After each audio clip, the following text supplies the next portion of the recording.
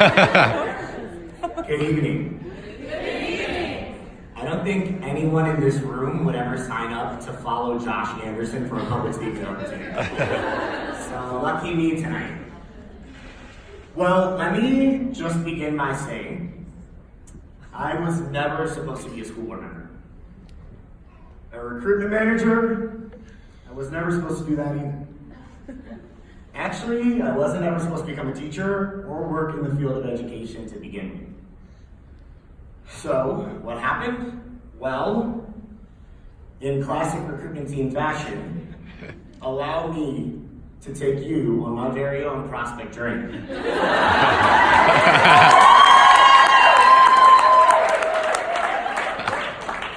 The Joshua M. Thomas. All right. So this prospect journey starts a bit early.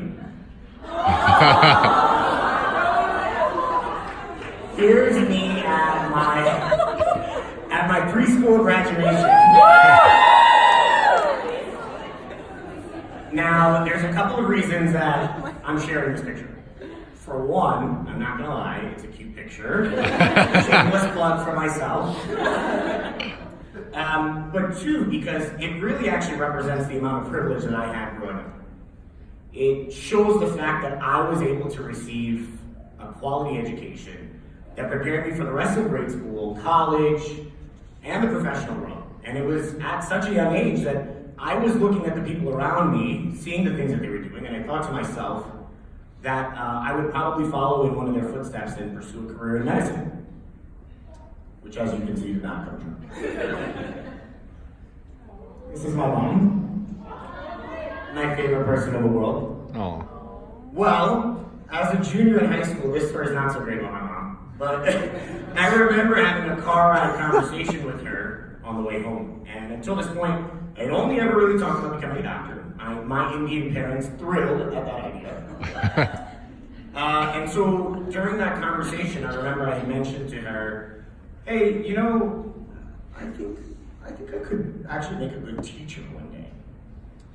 And I remember her saying to me, she hesitated and she responded, yeah, you could, but you could do a little better than that. So I tabled the idea. A year later, I remember talking to an older brother, friend of mine, who was mentioning that he was applying to a program called Teach for America, a very selective program that would give him the opportunity to teach for 2 years in a low-income community. And I remember that he didn't get in, and I remember thinking, wow, this must be a really competitive opportunity. You know, my friend was an extremely bright senior at Johns Hopkins University and currently is about to defend his thesis for his PhD. So I remember thinking, wow, a guy like this can't get into this program. My first touch point was Teach for America. So I started my freshman year at Howard University later that year.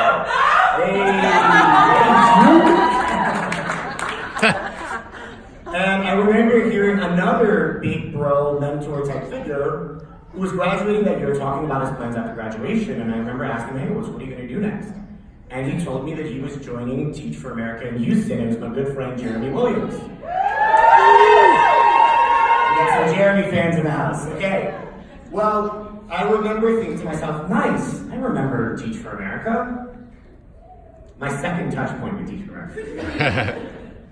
So fast forward 2 years, I'm a junior, I'm finishing up, and I remember talking to one of my good friends who was graduating, and I remember asking her, hey, Taquana, what are you doing after graduation? And she was also joining Teach for America in Houston. My third touch point with Teach for America. Okay, so you guys can probably anticipate what's coming next. My senior year rolled around for me, and I knew I wasn't ready to apply to medical school just yet. And I knew I needed a little bit more time to strengthen my application, get myself ready, and one day I happened to be roaming around the career fair and stumbled upon this Teach for America table, although our marketing did not look like that. True story, I literally searched on Google Teach for America table, and I couldn't find any, so I had to use one for this. So I meet the recruiter there sitting behind the table. She convinced me to apply, and I did. And she told me about how this experience was not only going to give me the opportunity to have an immediate impact on the kids in the communities that I was going to work with, but she also talked to me about how this was going to shape my experiences for the long term, and about how, what if, she asked me the question, what if we had more physicians practicing in our country that had actually started their careers teaching in a low-income community? What would that mean about having accessible healthcare? So I remember considering all this, and I applied. And I was a 40L guy. I was definitely one of the later. Hey, it worked out. I remember being in mid-March on South Beach celebrating spring break in Miami. Yeah, Miami fans in the room, okay? and I got the email that said I was accepted and that I was going to join Teach for America as a middle school science teacher. Guess where? Houston. Where are my Houston alums? Houston residents? So though it was a lot to consider at once, I will never forget the excitement that I had when I realized I had gotten my offer. And you could imagine it was a pretty fun spring break after that. So fast forward to graduation and then moving to Houston. And I then took on what I tell prospects and everyone that I encounter was the most challenging but also the most rewarding experience of my life, something that I think many of us in this room can share. And the fact that I had the opportunity to have an immediate impact on the kids that I was working with on a daily basis. But I also remember getting very frustrated about the fact that there weren't enough teachers that looked like the kids we were working with. And I remember thinking to myself, a phrase that I use in prospect meetings all the time, kids can't be who they can't see. I reached the end of my second year and got the incredible opportunity to apply for a position on the recruitment team, specifically recruiting at my alma mater, Howard University, and two other HBCUs. Where are the HBCU alumni? HBCU alumni, there we go. And so I thought to myself, okay, last year before medical school, I'm gonna really zone in while I'm recruiting, study for my MCAT, make sure my application's ready to go. This is the last of my gap year. Totally, right? Well, it was during those many conversations at Starbucks on Howard's campus, or at McAllister's in North Carolina, that I was talking to students about the issues that our students, our communities are facing around the country. And I was talking about the incredible impact that this experience would give them. And I realized, where was I so ready to go? I was right where I belonged. And as a matter of fact, I could have an impact in my own community, which is Prince George's County, Maryland. All right, that's my last regional shout out. Okay. And so, slowly but surely, after recruiting numerous incredible prospects on campus, I ended up recruiting myself. I ended up having this crazy idea. This was also around the same time as the 2016 presidential election, realizing that we as young people needed to play a role in the political process. And so I made the crazy decision at some point to run for local office. And so what started as filing for office in February of this year, officially, led to months and months of campaigning, knocking on over 10,000 doors, having an incredible team of volunteers and supporters who were with me all along the way. On November 6th, the voters of Prince George's County decided that they wanted a teacher on the school board, and I had the opportunity to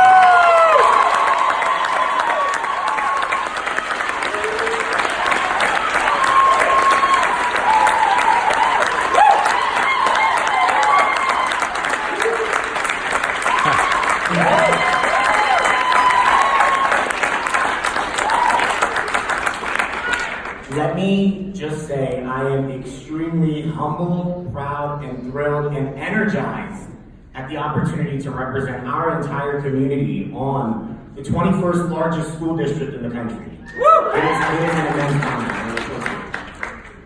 And actually, fun fact, I was sworn in 2 weeks ago. My first official board meeting was actually this afternoon. My MD did give me permission to step out to 2 members. Okay, now I know we're all just ready to close out and enjoy the rest of the evening, and so I'm going to leave us in Josh Anderson style with a couple of closing points, but only 2 from me. I want to just challenge every single person in the room. In the many conversations, emails, interactions that you're having with prospects all around the country, don't forget to recruit yourself. You must also be a living part of our theory of change. We spend so much time talking about the impact that our alumni have and the potential that our prospects and future core members can have. But sometimes we forget that after all of these prospect meetings that we do, we're not living into that ourselves. And so I challenge you, think about it. If you're thinking about running for office, do it.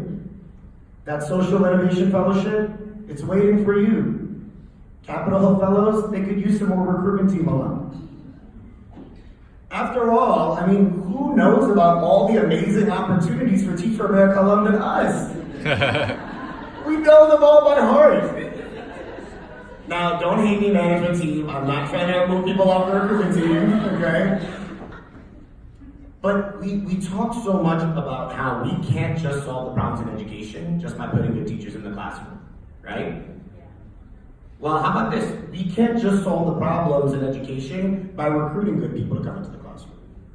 We need to take action. A friend of mine here in the room and on our team told me, the only thing preventing me from running for Congress is a law degree. Well, let me tell you, my friend, I didn't run for Congress, but all I got is a bachelor's in science. The only thing that's preventing you from running for Congress is yourself. And if you're scared about the outcome, know that now is the time for young people, real progressives, to stand up against the establishment and seize our day to push forward real meaningful change for the communities that we work with. Now. And if you're scared about the power of the establishment and how much money and political capital they have, know that I was up against 2 state senators, 6 state delegates, 3 county council members, 5 mayors, all actively supporting my opponent both financially and at the polls. And guess what? We beat her by 15 points. Yes. So if this guy can do it, you can do it too. And so my first piece of advice, and that I hope everyone internalizes, is to truly recruit yourself and drink that Kool-Aid that we so aggressively pour for our own process. And now, my last point. It's so easy to become focused on the numbers and think about each student that we're trying to recruit as a potential QC or FDOI. But I challenge you to think beyond FDOI. Remember that the students that you're sitting with in the student union or the local coffee shop, many of them are going to do really incredible things beyond FDOI. And remember that you're talking to the next wave of potential entrepreneurs, social justice warriors, school board members. I challenge you to truly internalize that belief in your own prospects so that you can genuinely and compellingly instill that belief in them. Allow yourself to start thinking of getting your prospects to their FDOC, their first day of career. A career of high impact in fighting for educational and social equity. Important clarification. A career that is grounded in the hard grassroots work that takes place in the classroom every single day. A career that begins with a